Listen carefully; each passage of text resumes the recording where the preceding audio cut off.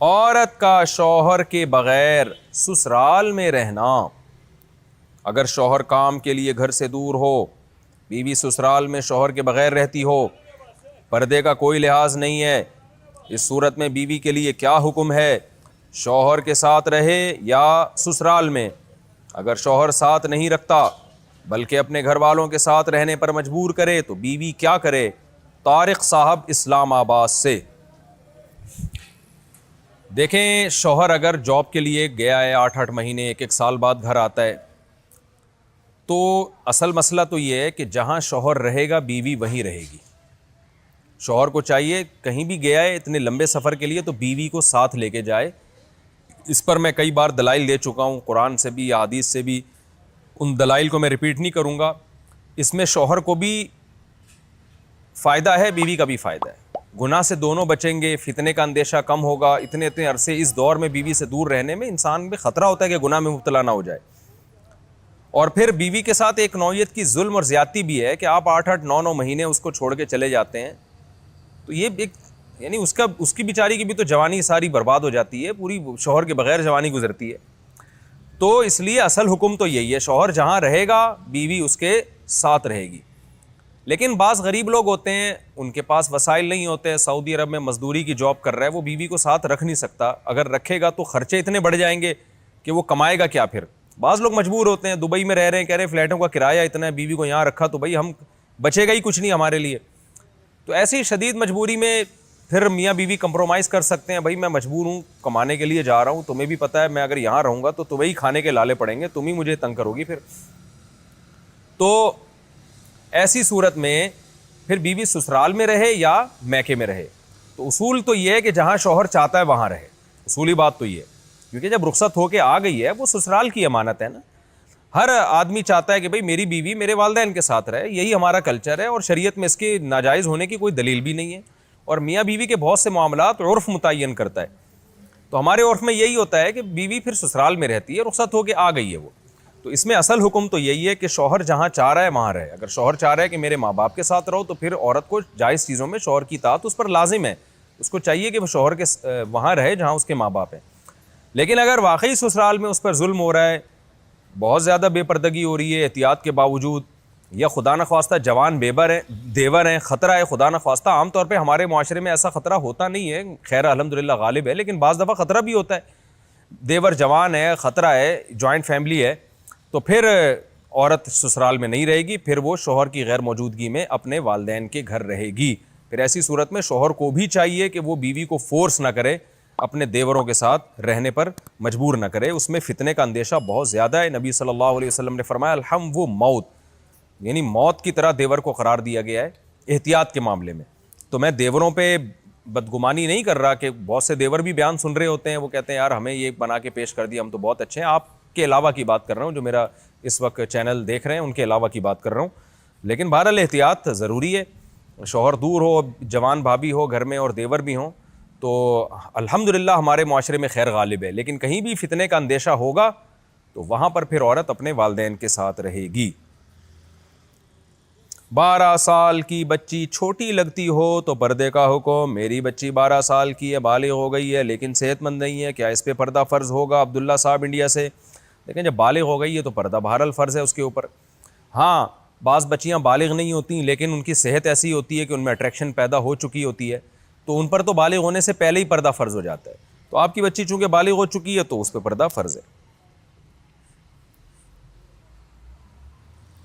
روزانہ کون سی صورتیں پڑھیں؟ سورہ ملک، سورہ واقعہ کے علاوہ روزانہ کون کون سی صورتیں پڑھنے کی فضیلت ہے؟ زوجہ منصور کراچی سے. دیکھیں ڈیلی بیسس پہ جو صورتیں ہیں وہ تو ان کے علاوہ جو آپ سورہ فلق، سورہ ناس پڑھیں رات کو سونے سے پہلے، آیت الکرسی پڑھیں، سورہ بقرہ کا آخری رکوع پڑھیں. میرے علم میں فی الحال یہی ہے.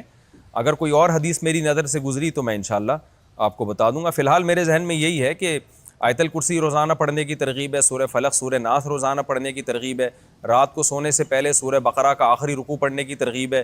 یہ صورتیں ہیں جو ڈیلی بیسس پہ پڑھنے کی حدیث میں ترغیب آئی ہے.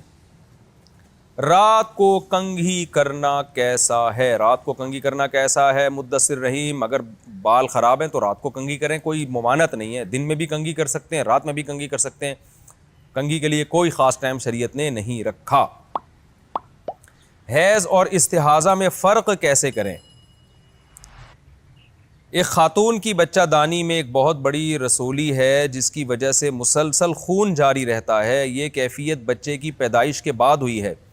مسلسل 40 دن خون آنے کے بعد اس خاتون نے نماز شروع کر دی، لیکن خون اب بھی جاری ہے، کبھی کم ہو جاتا ہے کبھی زیادہ۔ ایسے میں یہ اندازہ کیسے لگایا جائے گا کہ یہ خون حیض کا ہے یا استحاضے کا؟ عبداللہ صاحب الہ آباد سے۔ دیکھیں، بچہ پیدا ہونے کے بعد جو خون آتا ہے وہ نفاس کا خون کہلاتا ہے، نفاس، دم نفاس، اس کے بھی وہی حکام ہے جو حیض کے حکام ہے۔ تو یہ ان خاتون نے اچھا کیا کہ 40 دن کے بعد نمازیں شروع کر دیں۔ اب نفاس کے خون کا حکم میں پہلے بتاؤں گا، حیض کا بعد میں بتاؤں گا۔ نفاس کا مسئلہ یہ ہے کہ اس خاتون کو اگر پہلی دفعہ بچہ پیدا ہوا ہے، پہلا بچہ ہی ہے، تو 40 دن انہوں نے نماز چھوڑی، صحیح کیا، 40 دن کے بعد یہ جو خون آ رہا ہے یہ استحاضے کا کہلائے گا، یہ نفاس کا خون نہیں کہلائے گا۔ لیکن اگر اس خاتون کو اس سے پہلے بھی بچہ پیدا ان کا ہو چکا ہے تو پھر یہ دیکھیں کہ پچھلی دفعہ ولادت میں نفاس کا خون کتنے دنوں کے بعد بند ہو گیا تھا۔ تو 40 دن تک تو انہوں نے نمازیں چھوڑی، وہ تو ٹھیک کیا اس کی، کیونکہ ان کو کیا پتا تھا کہ حیض ہے کہ استحاضہ ہے۔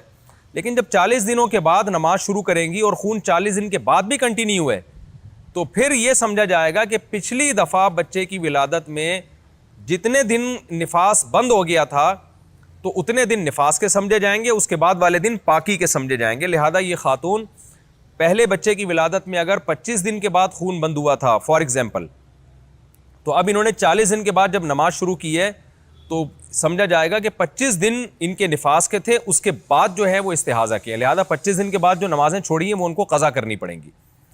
تو یہ مسئلہ تو میں نے نفاس کا بیان کر دیا۔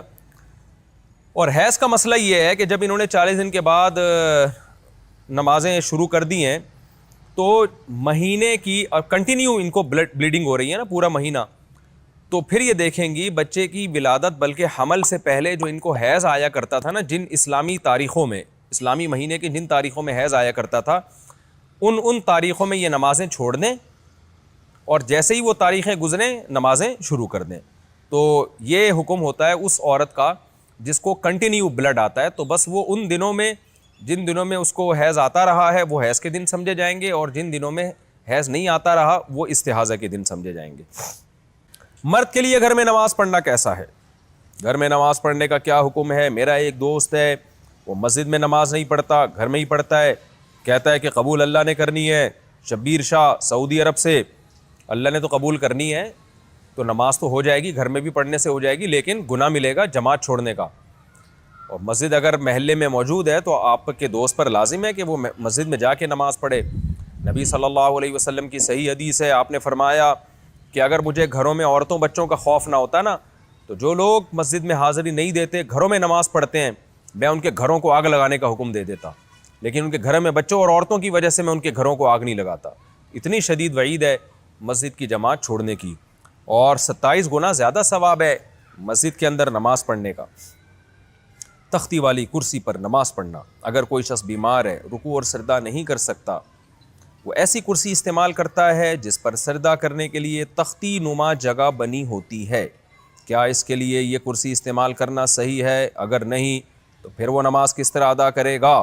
حسن معاویہ ڈیرہ اسماعیل خان سے۔